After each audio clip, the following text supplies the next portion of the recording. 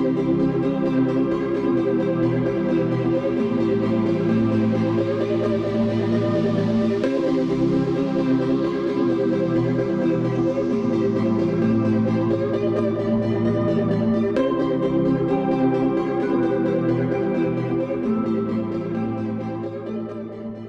muy buenas noches para todos los que nos acompañan en la primera sesión de este año de Somnólogos Latinoamérica, que vamos a estar transmitiendo desde Somnólogos Latinoamérica en el Facebook Live y Somnólogos México para que la puedan ver.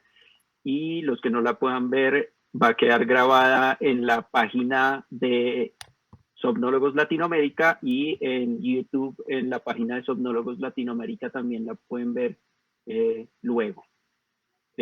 Hoy tenemos el placer de presentar a un invitado muy especial que nos va a hablar de síndrome de piernas inquietas, enfermedad de Willis-Egborn, movimiento periódicos del sueño, diagnóstico y tratamiento actual. Él es el doctor Sergio Ramírez, neurólogo y neurofisiólogo, docencia universitarias, profesor titular de la FUCS, de la Fundación Universitaria de Ciencias de la Salud, profesor titular por méritos de la Universidad del Rosario, coordinador nacional de neurología para Colsanitas y trabaja en la clínica de sueño Caire y la clínica de sueño de Maple. Buenas noches, doctor Ramírez. Un placer tenerlo con nosotros para esta charla. Rafael, muchas gracias. Javier, Iris, Somnólogos de Latinoamérica, mil gracias por la invitación. Es un honor para estar con ustedes en esta noche acá por lo menos, para hablar de un tema muy apasionante y que la gente confunde bastante con muchos diagnósticos diferenciales que se puede presentar por movimientos anormales de los pies. La clasificación internacional de los trastornos del sueño demuestra que hay unas alteraciones del movimiento durante el sueño. Eso es el síndrome de pies inquietos, los movimientos periódicos de las piernas y los movimientos rítmicos durante el sueño. Estos movimientos tienen unas características especiales, que son movimientos repetidos, asimétricos, bilaterales, ocasionalmente al mismo tiempo que son alternantes pueden ser unilaterales, y son la manifestación motora más importante del síndrome de pies inquietos. Esto estamos hablando de los movimientos periódicos, los cuales son un trastorno realmente sensoromotor. Esas vías aferentes que llegan a la corteza y las eferentes que provienen especialmente de la corteza frontal pasan a los núcleos grises, se filtran a través de vías talámicas y finalmente terminan en el tallo cerebral haciendo unas oligosinapsis y en el asta anterior y posterior de la médula espinal. Eso nos hace que nosotros durante el movimiento, si no es coordinado, no es programado, vamos a tener movimientos anormales, entre ellos los movimientos periódicos del sueño y síndrome de pies inquietos. El paciente la gran mayoría de las veces presenta alguna sensación desagradable y puede ubicar el punto en muy pocas oportunidades, el punto que le duele, que le molesta, puede ser dolor, disconfort, y también se presenta específicamente durante el descanso, mejora con alguna actividad motora y no solamente compromete los miembros inferiores, sino también los miembros superiores, ocasionalmente también la cabeza y el tronco.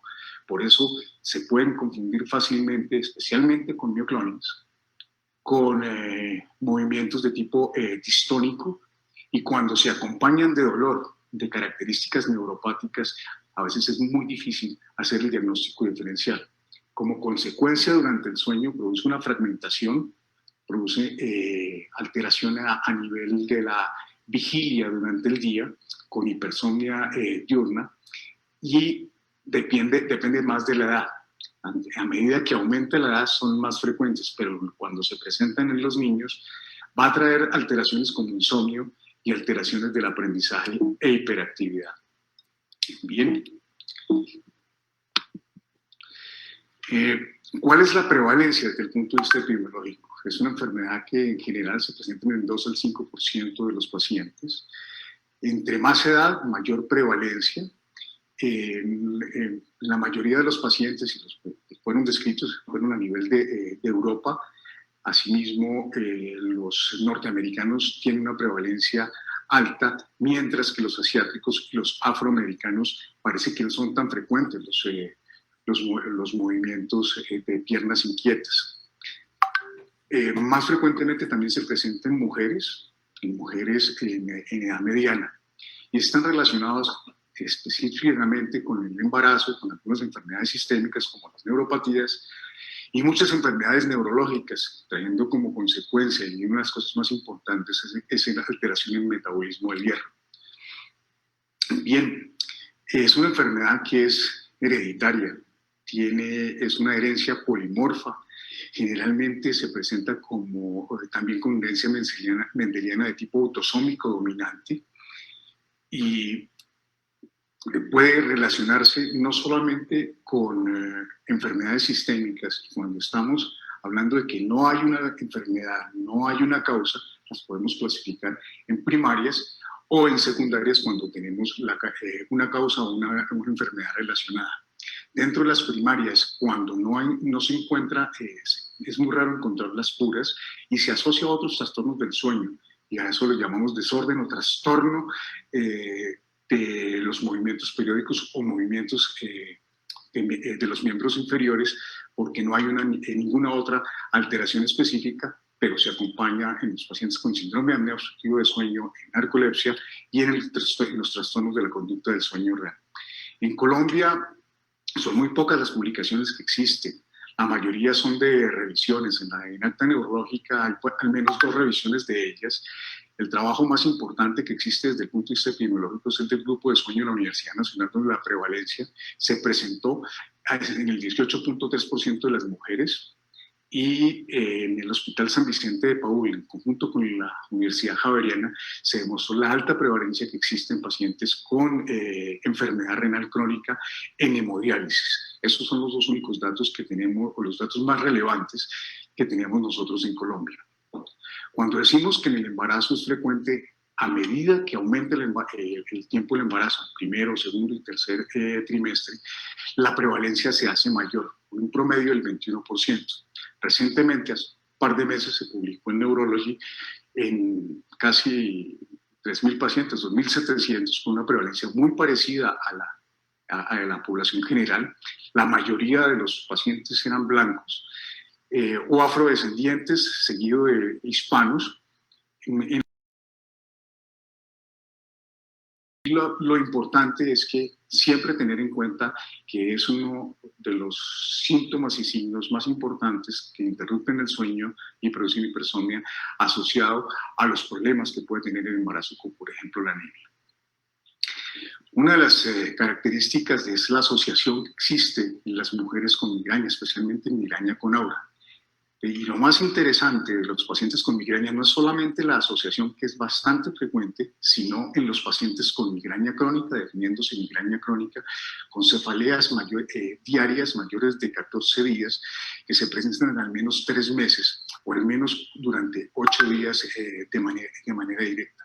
¿Qué es lo interesante de esto? A estos pacientes les han hecho, un grupo de pacientes, los cogieron, les pusieron un estudio de resonancia magnética funcional, y se demostró no solamente la hiperexcitabilidad neuronal en el estudio funcional, sino que puede haber una alteración estructural a nivel de la corteza. Esas cortezas es la región occipital y en la región frontal, diciendo que las teorías de la fisiopatología, que la lesión no solamente se encuentra distribuida en un sitio, como pensamos que podría ser en los núcleos grises centrales o en la médula espinal, sino en todo un circuito que proviene de las aperencias que pasan por el tálamo, llegan a la corteza, y de la corteza pasan a los núcleos grises centrales, y de los núcleos grises centrales al tallo cerebral y la médula espinal. También hay una relación de manera directa y bastante frecuente con la presencia de personas que tienen factores de riesgo, entre ellos los pacientes que sufren hipertensión arterial. Es 9 veces más frecuente la presencia de hipertensión arterial en los pacientes con el síndrome de pies inquietos y movimientos periódicos del sueño, y está asociado a enfermedad coronaria. Asimismo, los pacientes con enfermedad cerebrovascular es un riesgo importante de enfermedad cerebrovascular, y esa asociación que existe muy probablemente en la noche, esa enfermedad cerebrovascular del despertar o la enfermedad cerebrovascular hemorrágica durante la noche, por esas grandes elevaciones de la presión, no son elevaciones pequeñas, sino entre 10 y 15 de la diastólica y 25 a 30 para la sistólica. Eso es una cifra muy significativa cuando tengamos en cuenta que si damos un antidepresivo, un antihipertensivo, perdón, la disminuir 3 o 4 puntos es algo muy significativo en el tratamiento. Bien. Hay otras patologías como en los niños el síndrome de hiperactividad, todo lo que se relacione con la vía periférica hematológica relacionada con los glóbulos rojos, las anemias, las diferentes formas de anemias, en la leucemia linfocítica aguda, en la beta-talasemia infantil, también en otras enfermedades más raras como la anemia eritropoyética congénita de tipo 1, en los pacientes sistémicos comunes y corrientes relacionados con enfermedad cardíaca que hacen respiración de frenos frecuentemente, y en enfermedad renal. Otro de los factores de riesgo y otras patologías asociadas mucho es la presencia de diabetes. Bien, ¿cómo vemos y qué características tienen estos pacientes y cómo lo relacionamos con el polisomnograma? Primero, el diagnóstico del síndrome de piernas inquietas es un síndrome clínicamente determinado y no hay necesidad de pedir un polisomnograma para hacer el diagnóstico.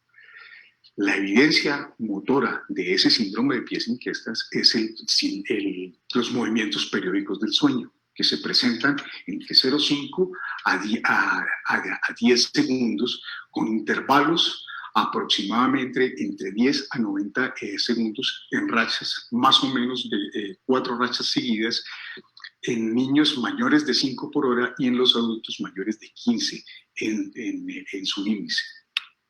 Eso es una correlación que existe entre los movimientos y también con el polisomnograma y el registro electroencefalográfico. Hay que hacer el diagnóstico diferencial es amplio.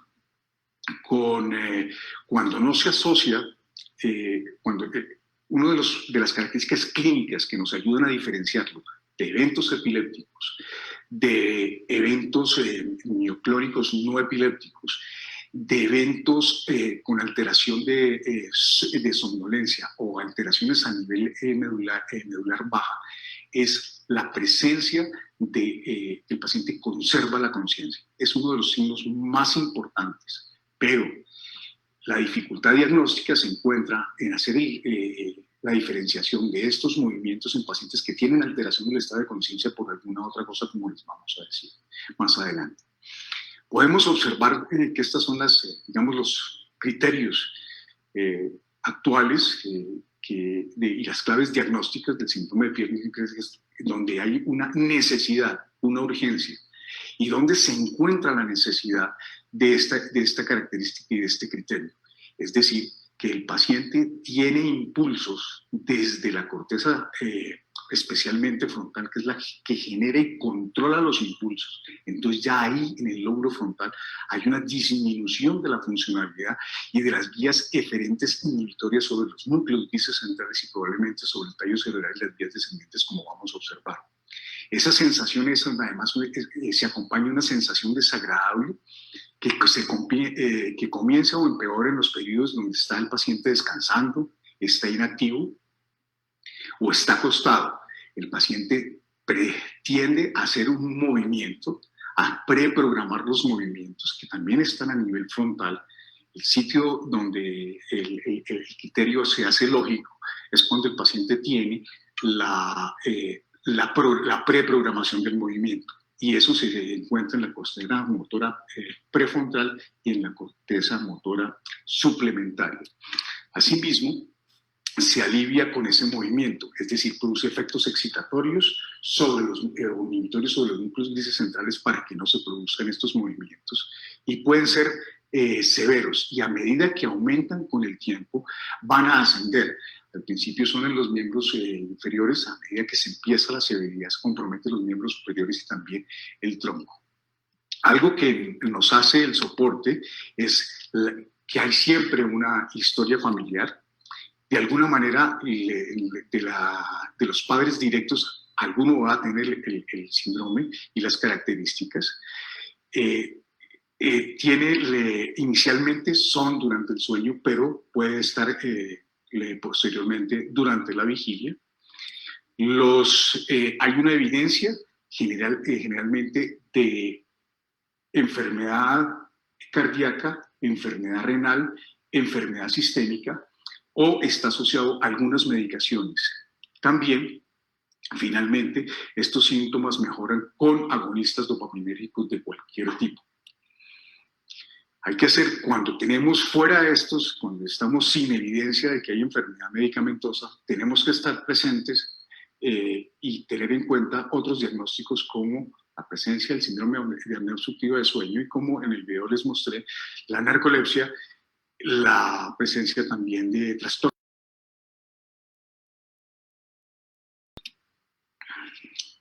Este es un video de la Academia Americana de Neurología que es completamente diciente. Vemos cómo el paciente presenta movimientos simétricos inicialmente, con una molestia sensitiva, ese trastorno sensoromotor, que son con movimientos completamente estereotipados, sin fin, son bilaterales, pueden ser, la mayoría de las veces son asimétricos, como los vemos en este momento, de predominio distal.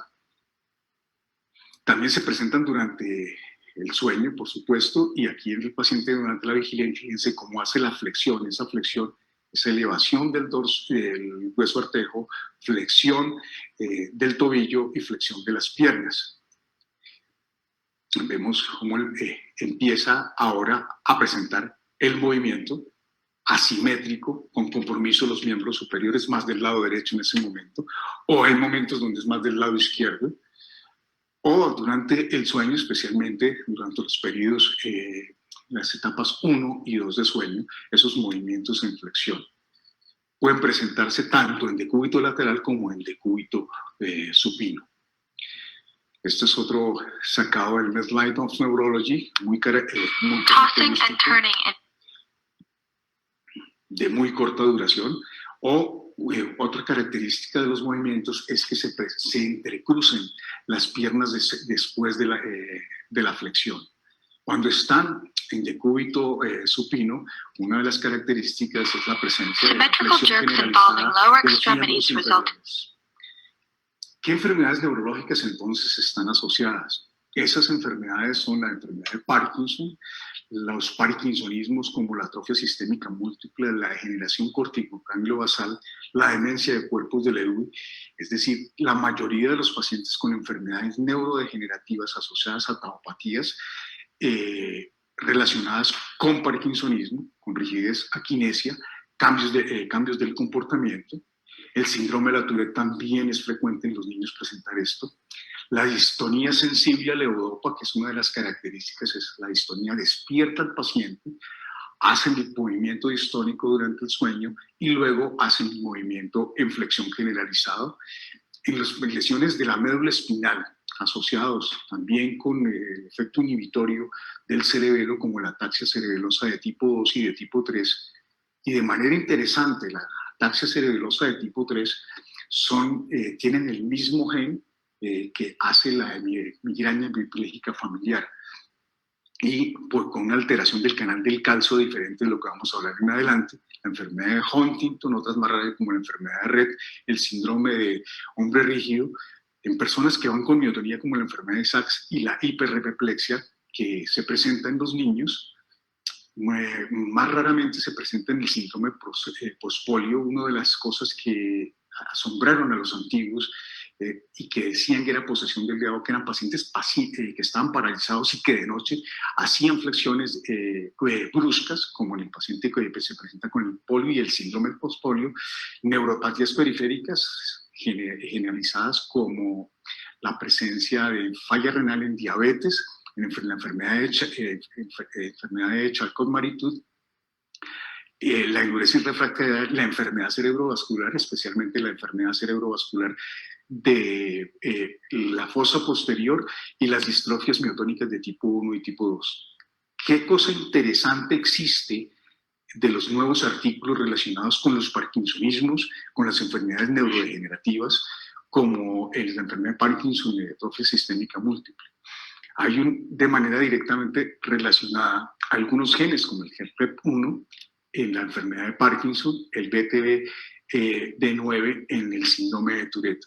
Parece que tienen una prevalencia importante y están relacionados no solamente con ellas, sino con otro tipo de enfermedades neurodegenerativas, pero estas se pueden determinar antes.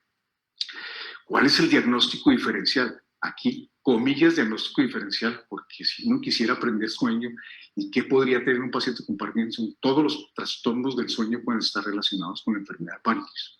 Pero en este paciente no podía dormir porque frecuentemente se movía, y miren que la mayoría del tiempo el paciente estaba en periodo off.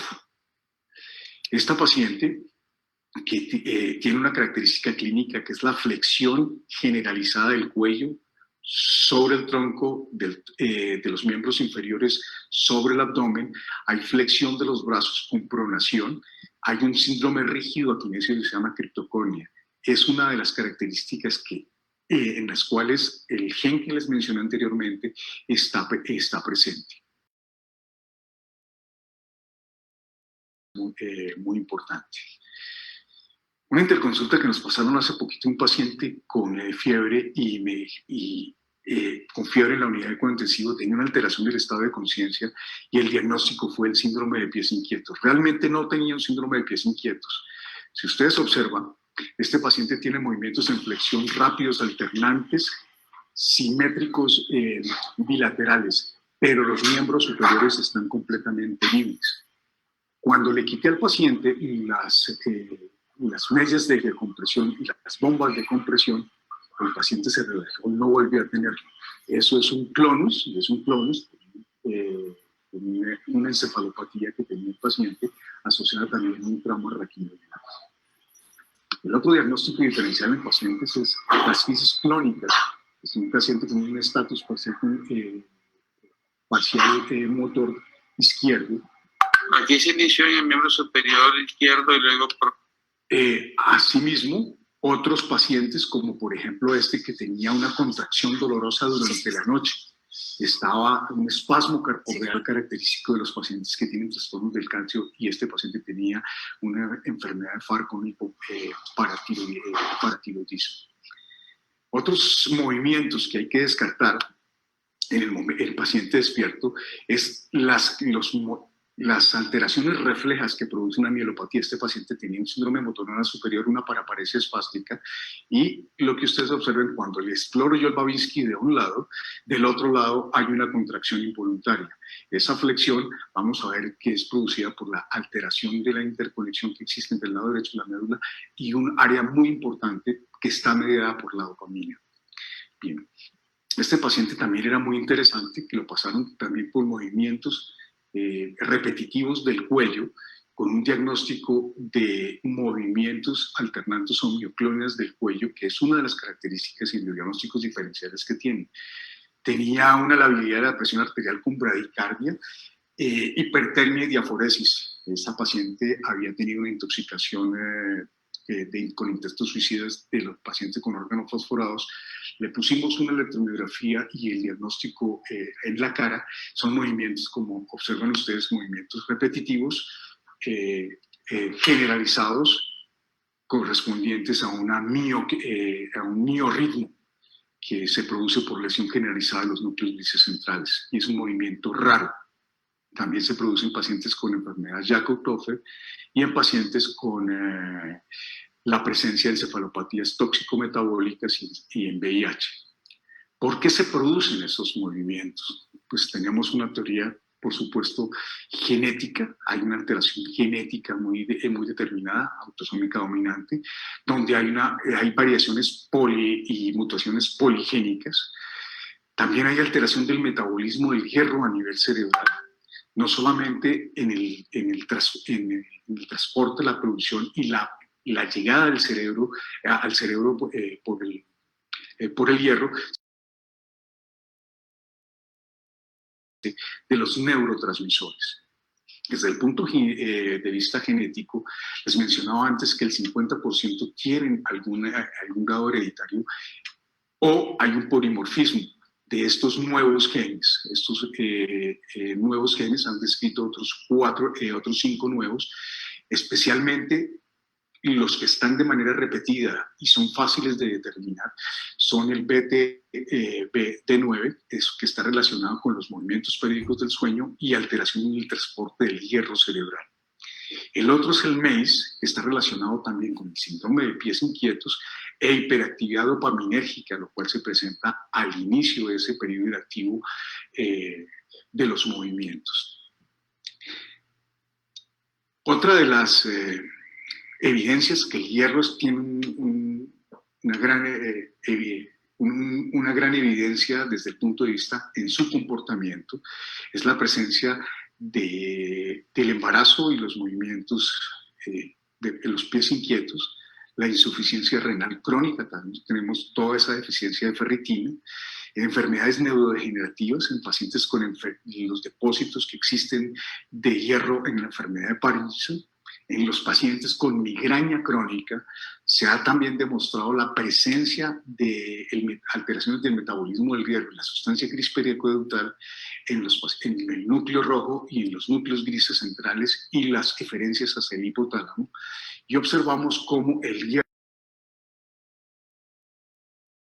es el espacio de los pacientes que tienen anemia. ¿Qué es lo que pasa? Probablemente lo que tenemos es una alteración en el transporte del hierro, ¿sí? Y no solamente en el transporte, sino en el depósito. Y al haber depósito y alteración en el transporte, muy probablemente lo que está afectada es la barrera hematoencefálica.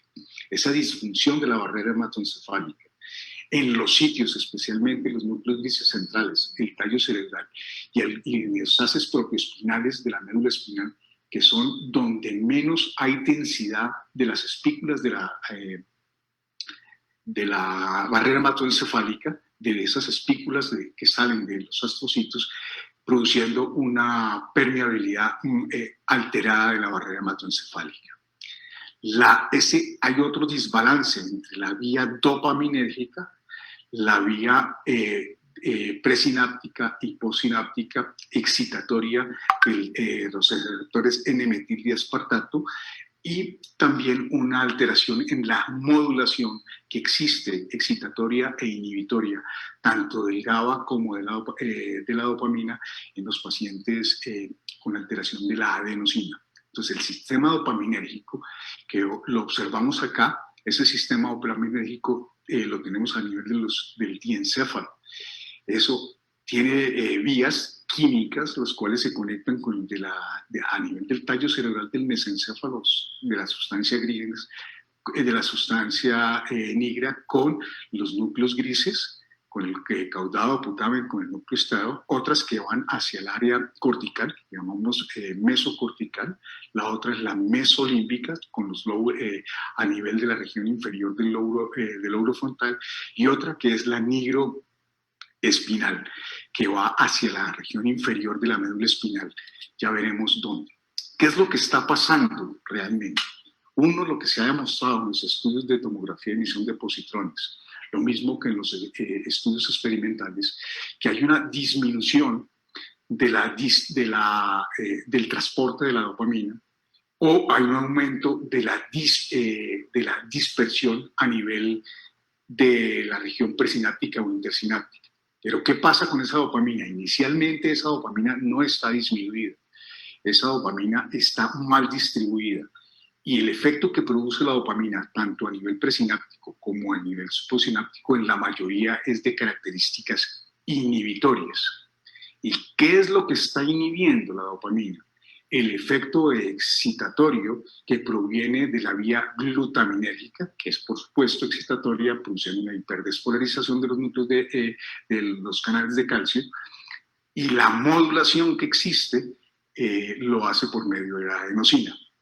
Aquí observamos los sitios críticos de los receptores, especialmente los receptores de tipo E2.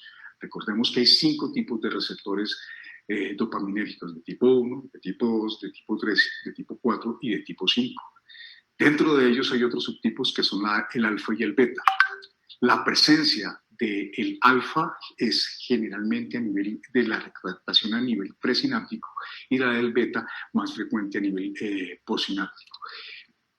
El sistema glutaminérgico, que es de características excitatorias, está, al no haber una inhibición de la vía excitatoria glutaminérgica, todos los impulsos que provienen de la corteza cerebral hacia los núcleos grises centrales están alterados.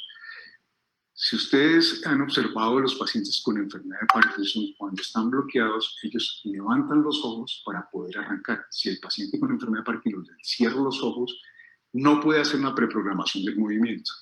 Aquí lo que está alterado es que hay un aumento de la preprogramación del movimiento y eso produce una excitación en los núcleos grises centrales y las eferencias que existen sobre la médula espinal, porque no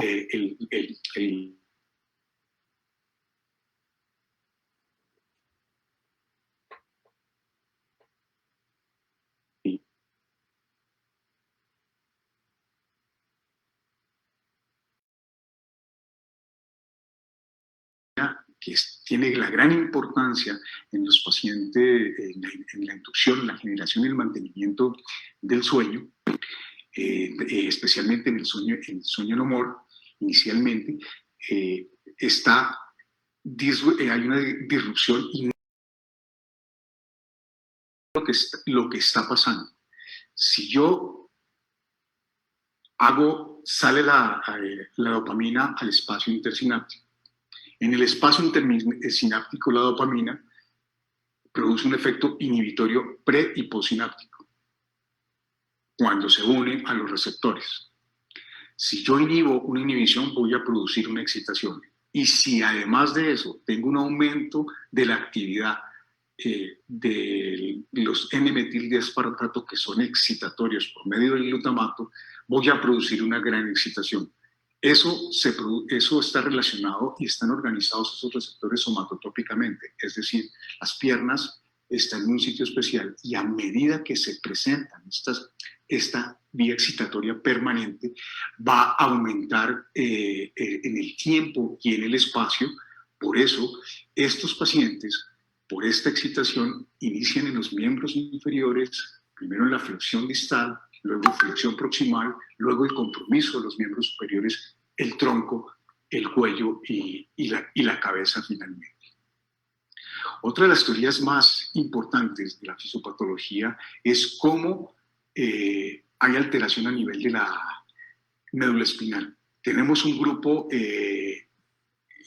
anterior de células, las cuales se llama, esas células es un grupo que son generados desde el patón central y que tienen aferencias y eferencias dopaminérgicas, pero esas aferencias y dopaminérgicas son diferentes, de tipo 1 y de tipo 2. Cuando no hay una inervación recíproca, inhibitoria, entre el lado derecho y el lado izquierdo, ese generador del patrón se vuelve excitatorio. Por eso los movimientos primero son distales, porque están hacia afuera del área somatotópica del asta anterior de la médula espinal. Y además son asimétricos, pues se produce más una excitación de un lado que del otro.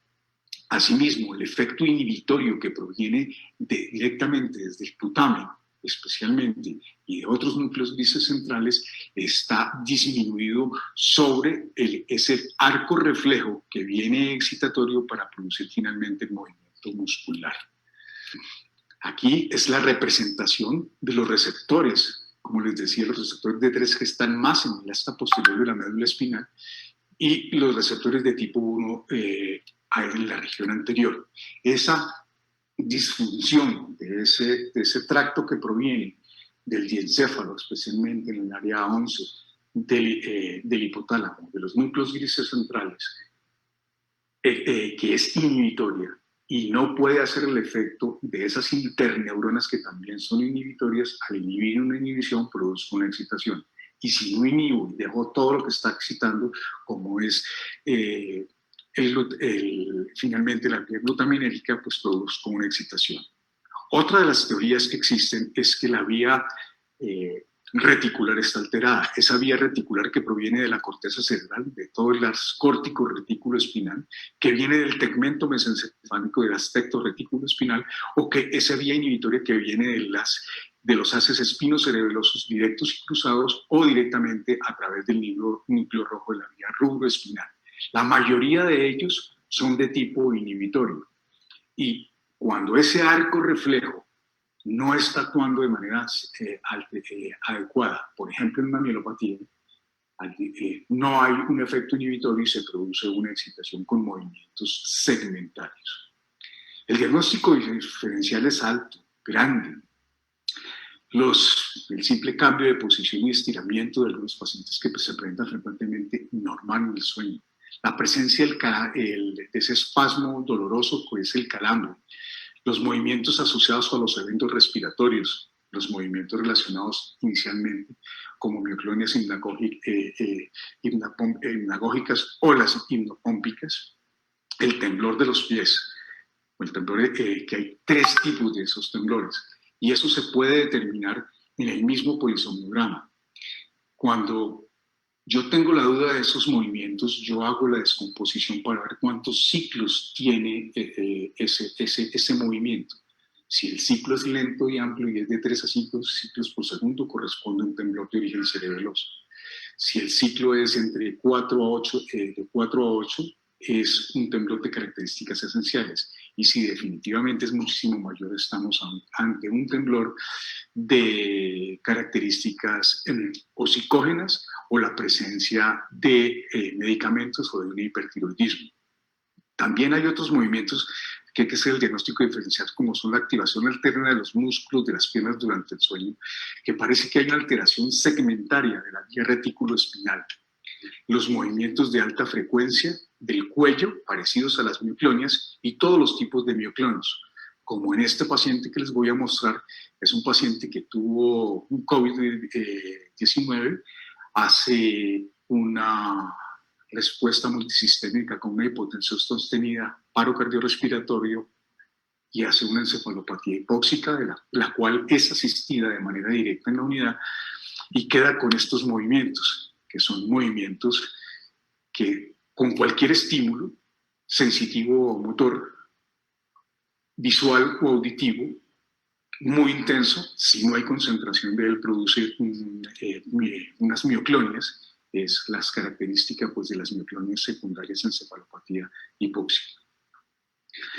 Otro de los patrones que nosotros podemos encontrar en el polisomnograma es el patrón alterno cíclico en el electroencefalograma, y son cambios de amplitud y de frecuencia del electroencefalograma durante la etapa 1 y etapa 2 de sueño, que se relacionan de manera alterna y al tiempo con los movimientos periódicos del sueño. O la otra es la activación alternante en los músculos de la pierna, lleva la cifra de alma, pero estas son más fáciles porque son despertares o aumentos de la frecuencia del electroencefalograma que están relacionados con movimientos rápidos y continuos durante los movimientos periódicos del sueño. El diagnóstico, como les decía, es un diagnóstico clínico que podemos corroborar con el polisomnograma, pero repito, el diagnóstico es completamente clínico. Basta con ver el video para decir que esto es un paciente que tiene un movimiento anormal y que se correlaciona con los movimientos, por supuesto, y el registro del electroencefalograma de manera periódica, que ya vamos a decir las características. ¿Qué tenemos que hacer siempre con el paciente? Primero, descartar la presencia del uso de medicamentos, especialmente los neurolépticos y los antidepresivos tricíclicos, los de primera, segunda generación. Los de tercera todavía no han estado tan descritos, pero muy probablemente vamos a tener, especialmente con los nuevos recaptadores de la serotonina o los selectivos que actúan a nivel también dopaminérgico, vamos a tener muy probablemente movimientos periódicos y síndrome de pies inquietos. Otros medicamentos que están relacionados son los anticálcicos y los antihipertensivos que están actuando. Por ejemplo, el amlodipino es uno de ellos. Esta también puede producir parkinsonismo y síndrome de pies inquietos y movimientos periódicos del sueño. Y todos los anticálcicos que se están utilizando como antihipertensivos o como antiarrítmicos. ¿Cuál es el estudio que nosotros hacemos en este tipo de pacientes? Primero, según la clínica, no vamos a pedir un screening completo, pero aquí lo que pedimos es un hemograma, especialmente para medir la hemoglobina, el hematocrito, la glicemia, la concentración de hierro, la transferrina, el frotis de sangre periférica, los electrolitos, las pruebas tiroideas. Una vez veamos eso y miremos especialmente si hay una alteración del hierro, vamos a corroborar si queremos. Te repito, el diagnóstico del síndrome de pies inquietos es clínico, pero lo podemos corroborar con el polisomnograma. Y las características de esos movimientos es que tienen una duración de 0,5 a 10 segundos, con una amplitud, haciendo una calibración de 2 microvoltios por minuto, de mayor de 8 microvoltios, por encima de la línea de base, como lo observamos acá y como lo observamos acá, con un umbral de, ya que nosotros llamamos amplitud, las divisiones específicas sobre la línea de base 2, tiene que ser mayor de 8. Mayor de 8 y menos de 100 microvoltios de amplitud. Esas respuestas mayores de 100 microvoltios de amplitud están relacionados con otro tipo de movimientos, especialmente con miclonias, y si es alternante de agonistas con antagonistas o al mismo tiempo, estamos ante la presencia de una distonía. La otra es la presencia de rachas en trenes de 4 en número y los que estamos siguiendo.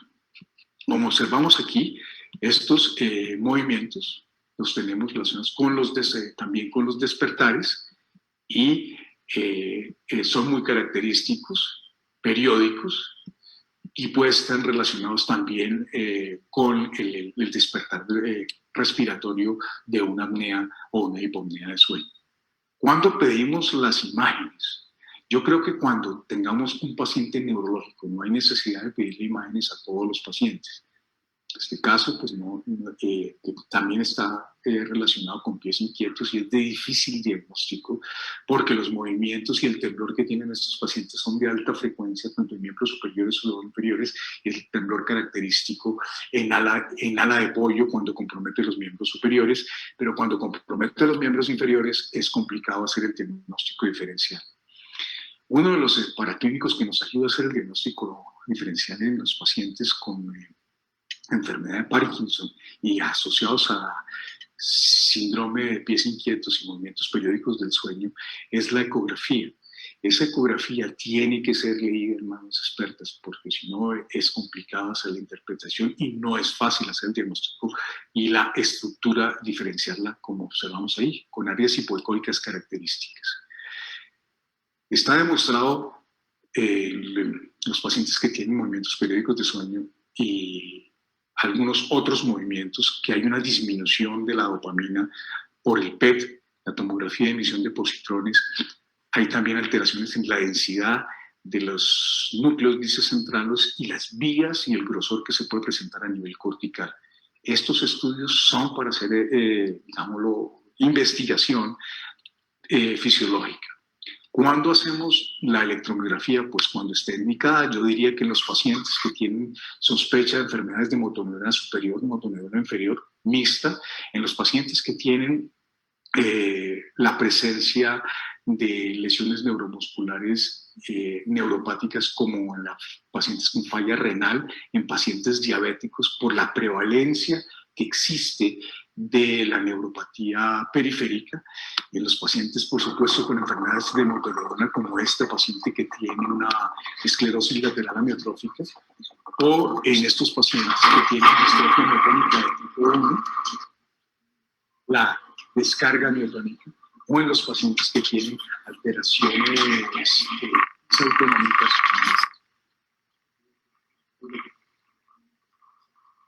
no progresivos con la presencia de neurotoxina de alteración fisiológica.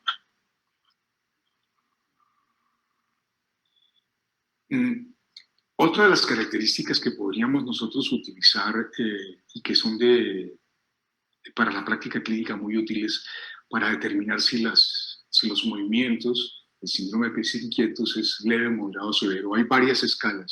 Yo creo que la que utilicemos, no hay una escala y cada vez las escalas las tratan de validar en cada uno de nuestros medios. Por lo tanto, es importante hacer la práctica. Las calificamos de leve, moderado, severo o muy severo para hacer en un momento dado el diagnóstico. También el índice de los movimientos calculado por el polisomnograma, cuando es mayor de 5 en los niños y 15 en los adultos, hace el diagnóstico. ¿Qué tenemos de tratamiento? Ojalá fueran todos los tratamientos efectivos, pero como muchas cosas en neurología, no son tan efectivos los tratamientos que tenemos.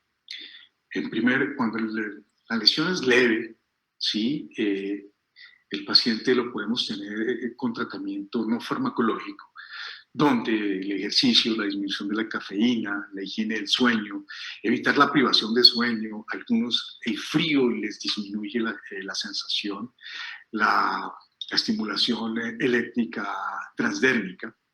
Algunos estudios nuevos con estimulación magnética transcranial se están realizando, sin embargo no hay evidencia suficiente. La acupuntura, el yoga, en fin, realmente la terapia vibratoria es la única que está aprobada por la FDA para el tratamiento del síndrome de pies inquietos y movimientos periódicos del sueño, de estas terapias. Una de las cosas que tenemos que tener en cuenta es cuándo vamos a utilizar el hierro, por vía oral o por vía intravenosa. Cuando el hierro tenga una transferina menor de 45% y una ferritina, la ferritina debe estar mayor de 300. Si esos pacientes no tenemos estos valores, vamos a utilizar el hierro por vía oral o por vía intravenosa. La diferencia que existe es el tiempo de mejoría, ¿sí? O utilizamos la vía intravenosa cuando el paciente tiene un síndrome de mala absorción, cuando el paciente no puede por algún motivo pasar los alimentos, o cuando el paciente tiene una hipersensibilidad a los componentes del hierro previamente utilizado. El resto van a ser medicamentos que van a actuar a nivel central, ya sea excitando la vía dopaminérgica, mejorando la disponibilidad de la vía dopaminérgica, inhibiendo la excitación GABAérgica, ¿sí? Y eso se hace por intermedio de agonistas dopaminérgicos por la dopamina de manera directa, o los pacientes que vamos a disminuir la excitabilidad a nivel central con anticonvulsivantes como la gabapentina y la pregabalina. Algunos pacientes o algunos estudios, pero de muy poca evidencia, usan las benzodiazepinas. Y aquí hay algo muy importante. Cuando se usan las benzodiazepinas puede haber un efecto paradójico. Miren el momento tan difícil que es utilizar una benzodiazepina. Si yo tengo un paciente con una enfermedad de Parkinson, con movimientos periódicos del sueño, tiene síndrome de pies inquietos y además de eso tiene un trastorno de la conducta del sueño REM. Medicamento de elección podrían ser las benzodiazepinas, pero las benzodiazepinas por producir una agonista, son agonistas GABAérgicos de tipo A y de tipo B, producen mucha inhibición. Y si yo inhibo lo que está inhibido y dejo de producir la excitación en un momento dado para la modulación, produzco un efecto paradójico y voy a aumentar los movimientos. La metadona, la oxicodona y la oxicodona realmente no tienen tanta evidencia, pero se han utilizado, especialmente en los pacientes que tienen mielopatía o lesiones medulares, son bastante frecuentes. Hay algunos estudios como los mediadores del glutamato, como el perampanel o el mismo tramadol, o medicamentos que actúan sobre la adenosina como el tipiridamol, van a aumentar la disponibilidad de la levodopa, de la dopa, aumentan también el transporte en un momento dado de hierro, la formación del hierro, la cual es muy importante del paso de la dopamina hidroxilasa a la dopamina. Van a producir también un aumento del efecto glutaminérgico para producir un equilibrio. Sin embargo, esto es el mecanismo de acción y muy probablemente tanto el dipiridamol como los opiáceos de vía descendente van a actuar con otros neurotransmisores, no solamente con el directo y el mecanismo de acción primario. En este cuadro vemos cómo los agonistas dopaminérgicos y la pregabalina tienen la evidencia siempre a favor de los medicamentos. Sin embargo, la evidencia en la práctica clínica no es tan importante.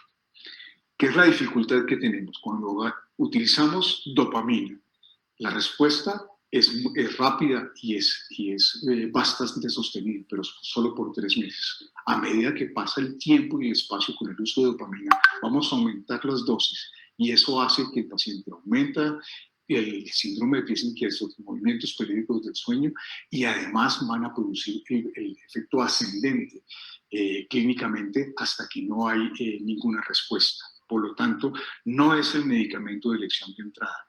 Lo mismo los agonistas dopaminérgicos. Sin embargo, la evidencia es completamente clara que se deben utilizar con niveles de tipo recomendación fuerte y de tipo 1A.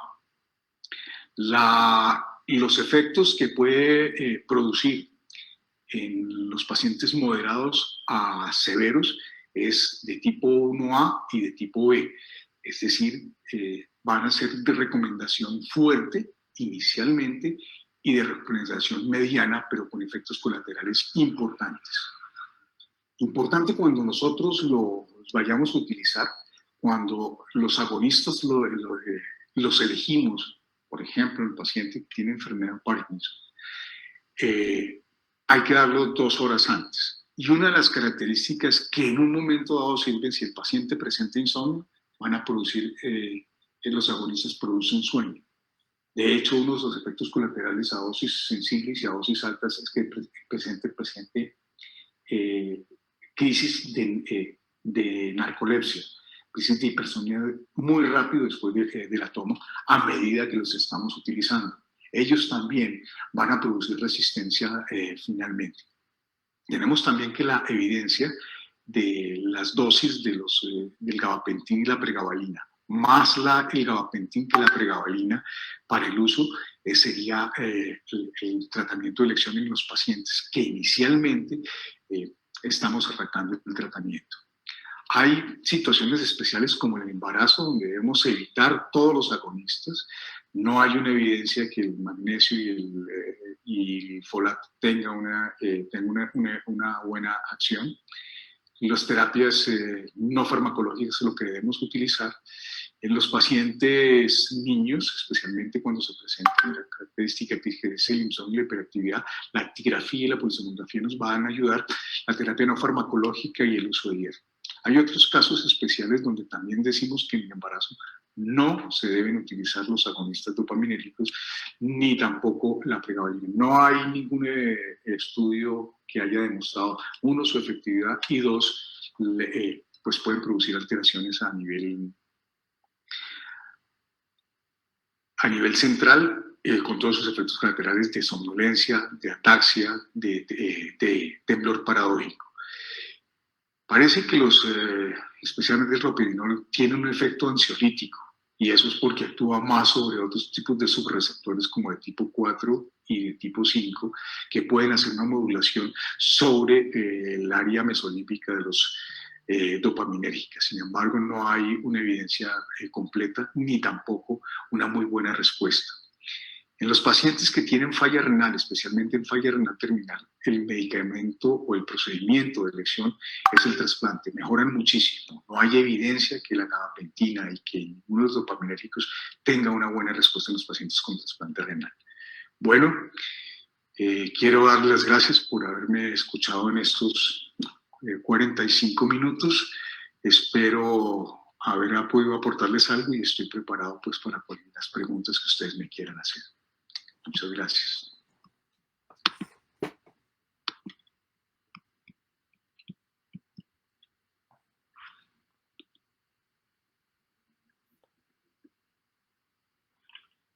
Muchísimas gracias, doctor. Muy buena plática. Aquí le dejaron una pregunta que ¿qué incidencia tienen los pacientes pediátricos de este síndrome? Es el 2% de los pacientes. No es frecuente y además es difícil de encontrarlos, ¿sí? Lo vamos a encontrar en pacientes adolescentes asociados a narcolepsia y la característica clínica especial es la presencia de insomnio y también la hiperactividad que pueden presentar. Ok, perfecto. Aquí el doctor Alberto Labra. Hola, Hola, Beto. Un comentario y una pregunta. En conjunto con una fisioterapeuta, estamos probando ejercicios de estiramientos de los músculos de las piernas, una rutina breve de 10 minutos antes de acostarse, y hemos encontrado que encontrado resultados interesantes. La pregunta, ¿cuáles son los criterios para elegir con qué grupo de medicamento iniciar el tratamiento? ¿Prefiere iniciar con agonistas dopaminérgicos, pregabalina o algún otro tipo de medicamento? Saludos desde México. Muchas gracias por la pregunta, muy importante. Depende de la severidad que tenga el paciente. Primero, si el paciente tiene, hay que ver cuánto tiene la ferritina y cómo está el transporte del hierro. Si la concentración de ferritina es menor del 45%, ¿sí? Y el hierro es menor de 300, hay que utilizar el hierro. Ese es el medicamento de elección. 2. Pues los pacientes que son leves, tratamiento para iniciar, la gabapentina tiene mejor efecto que la pregabalina. Ese sería el de iniciar y que se mantienen más y menos, con menos efectos colaterales. A medida que el curso clínico aumenta, la probabilidad con la gabapentina es menos probable que haya resistencia. Mientras que si uso de entrada los agonistas dopaminérgicos, que son muy efectivos también, tanto como la dopamina, voy a tener finalmente un efecto deletérea en el sentido de que aumenta el número de movimientos periódicos y no va a haber respuesta posterior. Una de las maneras que como se pueden realizar estos es alternándole el tratamiento, pero clave mirar el hierro. La otra es muchos de los medicamentos que nosotros estamos utilizando, especialmente en pacientes sistémicos, debe estarse muy pendiente, especialmente de los que actúan a nivel central con los canales de calcio. Y por supuesto los antidepresivos. Una de las técnicas que se utiliza en rehabilitación es el impulso aferente, ya sea con estímulo frío, con masaje. Eso hace que las aferencias a nivel de la médula espinal y de la corteza cerebral haya una sensibilización. Entonces el paciente durante la inducción del sueño mejoraría la conciliación de él. Pero finalmente tarde o temprano va a necesitar medicamento. Ok, muy bien. Y ahorita con eso que acaba de mencionar al final, alguna de las dudas que había es en las pacientes embarazadas que el síndrome de piernas inquietas aumenta bastante. Digamos, el manejo o el tratamiento sería esto, con masajes y con materiales fríos. Tratamiento no farmacológico. Así es. Pues la higiene, por supuesto, toda la higiene de sueño, la estimulación aferente con frío la estimulación vibratoria, el ejercicio y pues por supuesto cuando hay anemia, la paciente tiene que tener la suplencia de sulfato ferroso. Okay. ¿En algún caso de embarazo está recomendado algún tratamiento farmacológico para el síndrome de piernas inquietas? ¿O lo mejor es mejor no utilizarlo durante el embarazo, definitivamente ninguno de los medicamentos, estos medicamentos. ¿Hay alguna combinación, alguna pequeña evidencia de la combinación de la vitamina B12, ácido fólico? Sin embargo, los estudios no son concluyentes durante el embarazo, que casi todas las embarazadas por definición lo deben tener para la protección del feto. La otra es el uso de vitamina C y de vitamina E, pero tampoco hay una evidencia suficiente. Algunos de ellos utilizan magnesio durante el segundo trimestre de embarazo con una disminución bastante importante de los síntomas. Perfecto. La doctora Emma García, hola Emma, lo felicita por la ponencia y le quiere preguntar a su experiencia la relación que hay entre movimientos periódicos y el bruxismo. Sí, hay una relación hasta en un 30%. Sin embargo, recordemos que el bruxismo no se conoce cuál es su etiología.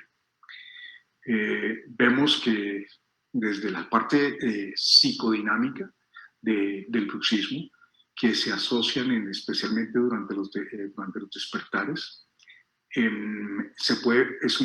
la contracción es permanente y de unos músculos específicos, los cuales están más relacionados con la vía adrenérgica que y esa descarga autonómica con que se acompaña el bruxismo y durante la contracción fásica del sueño REM. Entonces, sí hay una relación, pero no el tratamiento del síndrome de pies inquietos y movimientos periódicos no es el tratamiento del bruxismo. Las técnicas de relajación, la placa miorrelajante probablemente sea la más importante para disminuir esa aferencia que existe excitatoria de los movimientos de la boca y para inhibir el efecto de la contracción. Pero realmente se asocia, pero no hay una relación directa de que los movimientos periódicos del sueño tengan la misma fisiopatología y el mismo funcionamiento y el tratamiento. Digamos, con el tratamiento farmacológico del síndrome de piernas inquietas, ¿no esperaríamos ver una mejoría en la parte del bruxismo?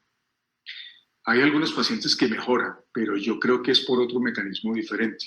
Okay. ¿Sí? Lo que quiero, si tú le das a un paciente, le induces el sueño, le produces un relajante, vas a disminuir la excitabilidad que existe sobre los núcleos centrales y eso hace que se disminuya la contracción, que mejore la calidad de sueño, que se intervenga menos sobre el sueño REM y por ende el bruxismo pueda disminuir. Pero es de manera indirecta, no de manera primaria. Te voy a devolver la pregunta. El tratamiento del bruxismo como tal, ¿solamente el bruxismo disminuye el síndrome de pies inquietos? La respuesta es no. Okay, perfecto. En los casos que vienen tratados, Sergio, ya con los medicamentos y que tú ves que los pacientes presentan ese aumento de los síntomas cuando antes venían siendo controlados, que es este síndrome de aumento, en esos casos, ¿tú crees que lo más prudente es cambiar el tipo de medicamento, suspender el medicamento durante un tiempo, disminuir la dosis? Disminuir la dosis progresivamente, sí, y cambiar. ¿Qué hacemos nosotros desde el punto de vista fisiológico y desde el punto de vista pragmático con los medicamentos de acción central? Primero, nunca disminuirlos abruptamente. Si yo tengo un agonista dopaminérgico y un paciente que tiene una lesión neurológica, abruptamente estoy expuesto a que se produzca el síndrome de hiperexcitabilidad, como la presencia de un síndrome neuroléptico maligno o un síndrome serotoninérgico. Eso es una cosa importante. Por lo tanto, lo que vayamos a disminuir, especialmente si estoy utilizando un agonista dopaminérgico o la levodopa, lo hago de manera progresiva. Y lo combino, ¿sí?, con los anticonvulsivantes, los cuales van a actuar sobre los receptores alfa y gamma, disminuyendo esa excitabilidad y aumentando los niveles de adenosina. Es la parte del equilibrio. Y volver siempre a estar pendiente de los niveles de hierro. En cuanto a la parte de diagnóstico, cuando tú mencionabas los genes que se han aislado para este tipo de pacientes en algunos casos específicos, ¿vale la pena hacer esas pruebas genéticas? O sea, los que tienen ese tipo de mutaciones responden mejor a tipos de tratamientos o tienen peor pronóstico o no tienen ninguna correlación eso. Sí. Primero, la presencia de esos genes son más prevalentes en algunas enfermedades. Entonces, como diagnóstico diferencial de otras enfermedades podríamos utilizar, por ejemplo, los pacientes que tienen ataxia espinocerebrosa de tipo 2 y de tipo 3, el receptor es completamente diferente y la mutación es diferente. La respuesta es que una enfermedad de tipo 3 es una canalopatía. Entonces, desde el punto de vista pronóstico y desde el punto de vista tratamiento va a ser diferente al paciente que tiene la tipo 2, cual no es una canalopatía y además es una enfermedad progresiva, irreversible y no va a tener absolutamente ningún tratamiento. Y que son muy parecidas en su presentación clínica. Eso podría ser la parte pragmática. Ahora, la mayoría de estos pacientes sí podemos decir que estos genes están más asociados al síndrome de piernas inquietas y de movimientos periódicos del sueño, pero desde el punto de vista pragmático, para pedirlo, solamente para hacer el diagnóstico diferencial de asesoría genética, porque además no podemos manipular todavía estos genes, y son poligenes. Eso también significa que probablemente no sea un solo gen el que está comprometido, sino varios genes al mismo tiempo que están generados, que tienen efectos epigenéticos y que también van a tener, según el medio ambiente, un comportamiento diferente. Okay. Dentro del diagnóstico, tú nos hablabas que para el síndrome de piernas inquietas, digamos, el diagnóstico es clínico y realmente no se necesitaría de una polisomnografía para hacer el diagnóstico de esa entidad. Pero digamos que hay otro tipo de test que también se habla mucho, que es el test de inmovilidad. ¿Ese uno en qué momento lo solicitaría o lo usaría para hacer el diagnóstico de ese problema? El test de inmovilidad lo puedes hacer desde el punto de vista clínico sin necesidad de utilizar ninguna otra cosa. Es un paciente que lo sientas y eso está quieto. ¿Sí? Arranca cuando la lesión es moderada a severa y lo estás viendo, por lo tanto no hay necesidad del test. El diagnóstico es clínico. Ok. Vale. No sé si hay más preguntas. Pues, por ejemplo, otra cosa que puedes utilizar para el diagnóstico es la electromiografía de superficie. Solamente la electromiografía de superficie en el paciente, en el tiguel anterior y mirar qué pasa. El diagnóstico lo vas a hacer exactamente igual y no va a cambiar absolutamente nada en el tratamiento. Igual los parámetros son el mismo parámetro mayor de los 8 microvoltios, de la duración de 0,5 a 10 segundos, a intervalos de 5, 10 a 90 segundos. Creo que... Hay una cosa que yo creo que sí es importante cuando estamos haciendo una polisomnografía y tenemos el diagnóstico. Si estos pacientes se mueven mucho, si son sistémicos, por ejemplo, que tengan una neuropatía diabética, una insuficiencia renal, tiene edema de miembros inferiores, además de eso pueden tener neuropatía, tienen problemas de vasculopatías. Una de las cosas es decirle a los técnicos que lo busquen en ese tipo de pacientes. Y cuando vean los movimientos, hacer cambios en la pantalla, del barrido de la pantalla, que es más fácil hacerlos y medirlos, porque tú los ves y los ves muy pequeños. Puedes aumentar un poquito la amplitud, Pero si les haces un barrido donde aumentas el tiempo de exposición, lo mismo la sensibilidad o la amplitud, pues las puedes medir fácilmente y el diagnóstico es mucho más exacto. Okay. Bueno, yo tengo una pregunta. Hace poco vi a una paciente con SAOS graves que venía con tratamiento antidepresivo con venlafaxina y salió con un índice alto de movimientos. Tendría como el diagnóstico de movimientos periódicos de extremidades, pero desaturaba y tenía, digamos, varias cuestiones, sobre todo respiratorias. Ahorita de lo que acabas de mencionar, sería importante ir a revisar cómo son las características de estos movimientos para poder también dar el diagnóstico, quitando que fuera secundario a las desaturaciones o a las pausas respiratorias. Claro que sí, porque, y la otra cosa importantísima es estudiar la parte sistémica, ¿sí? A ver si es primario o es secundario, porque no estaríamos ante un síndrome, sino ante un desorden, un trastorno periódico de los movimientos periódicos del sueño, que está relacionado con los eventos respiratorios y otras patologías del sueño, como lo mencionaba, la epilepsia y los trastornos de la conducta de sueño REM. Y también con tubuletismos. Ok, y aquí, digamos, aquí tu recomendación, además de la cuestión, digamos, quitamos la parte respiratoria, hacemos el análisis de laboratorio, ¿no? Cómo está la fretina y demás. ¿Tú abordarías con algo más al paciente o depende de cómo se sienta el paciente, si el paciente todavía tiene estas molestias de cansancio, independientemente de la cuestión respiratoria? Si tú lo que hacemos con todos los pacientes de apnea, te has descartado la presencia de algo que puedes corregir a nivel de la vía aérea superior. Hay una respuesta adecuada con CPAP.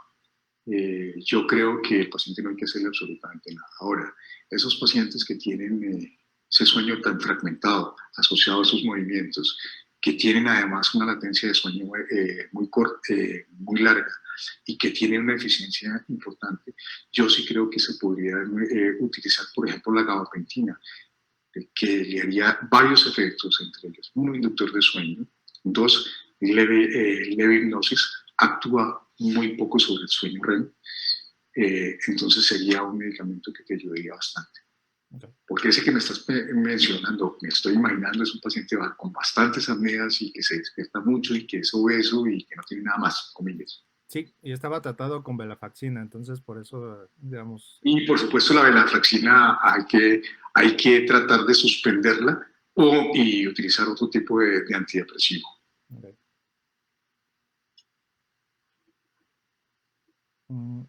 Aquí pusieron otra pregunta. Fíjate que, ¿sabes qué? Hay uno de los antidepresivos que no produce tanto el síndrome de pies inquietos y movimientos periódicos, que es la duloxetina. Y la duloxetina no lo produce tanto por su acción dual, y su acción dual cíclica. Entonces, eso hace que actúe en varios sitios. Uno, en la placa neuromuscular, a nivel medular, a nivel del tallo y a nivel de los núcleos grises centrales. Y eso hace que el sueño sea muchísimo más efectivo, que la inhibición dopaminérgica sea mayor, pero la inhibición GABAérgica sea muchísimo mayor, y produce una actividad moduladora también de la adenosina en el hipotálamo. Okay. Están preguntando qué dosis de gabapentina para iniciar en estos pacientes. Bueno, okay. La dosis, cada paciente puede ser diferente. Ustedes vieron que la dosis se utiliza entre 300 a 900 miligramos. Hay personas que utilizan hasta 1.2 gramos y como antiepiléptico lo he visto utilizar y como coayudante de dolor hasta 2 gramos. Yo creo que uno debe iniciar con dosis bajas, con dosis inicialmente de 150, y mira, y cada semana empieza a subir la segunda respuesta del paciente y la sintomatología que esté presentando. Okay. Y la dosis, como te digo, es amplia, muy amplia, y eso está relacionado de manera directa con la sensibilización y el tiempo que se le está dando al paciente, el tratamiento y el tiempo y la severidad de los movimientos. Okay. Y también nos dejaron una pregunta. En estos tiempos, bueno, es de Jenny Marroquín, en estos tiempos de COVID y el aumento de los días de estancia en unidades de cuidados intensivos, con la administración de vasoactivos y el desacondicionamiento de los pacientes, ¿debemos iniciar terapia física o iniciamos inmediatamente terapia farmacológica? Debe iniciarse la terapia física desde que el paciente está hospitalizado, y la terapia farmacológica va a servir bastante porque además no solamente es el efecto directo sobre los pies inquietos, sino sobre el sueño del paciente. Entonces se debe iniciar inmediatamente. Yo no dudaría en iniciarlo en ese caso, porque hay otra cosa que nosotros estamos viendo con COVID. El paciente hace el proceso inflamatorio con el compromiso respiratorio, va al tubo, hace un cuadro encefalopático por esa falla multisistémica, esa encefalopatía tóxico-metabólica, y hay muchas entidades, y además hace el síndrome de debilidad de la unidad de cuidado crítico, con compromiso del nervio, del músculo o de ambos. Entonces, y esa lesión es de tipo axonal y es mucho más complicado recuperarla, por lo tanto tiene que ser muy rápido. Y muchos de esos pacientes están quedándose sin diagnóstico. Nos quedamos simplemente diciendo que es un desacondicionamiento porque ha estado hospitalizado y quieto y tienen otras cosas. Ahí siempre hay que estudiarlos. Hacer una neurografía y una electromiografía con el reflejo H y onda F, porque la otra posibilidad es que estos pacientes, por el compromiso sistémico y encefalopático, no se están evidenciando lesiones centrales, y más si están sedados durante 14 días. Pues creo que no hay otra pregunta. No sé, Rafa, si tú tengas otra pregunta. No, creo que esas fueron suficientes, y muchísimas gracias, doctor Ramírez, por esa excelente plática. Y muchas gracias a todos por acompañarnos en esta primera sesión del año. Repito, para mí ha sido un honor, muchas gracias, y pronto nos volvemos a ver. Ojalá con un tequila y el... Muchas gracias, muy interesante. Y sí, también el tequila me interesa. Perfecto, pues muchísimas gracias, doctor. Y muchísimas gracias a todos por ver esta sesión. Nos vemos en 2 meses. Gracias. Que estén muy bien.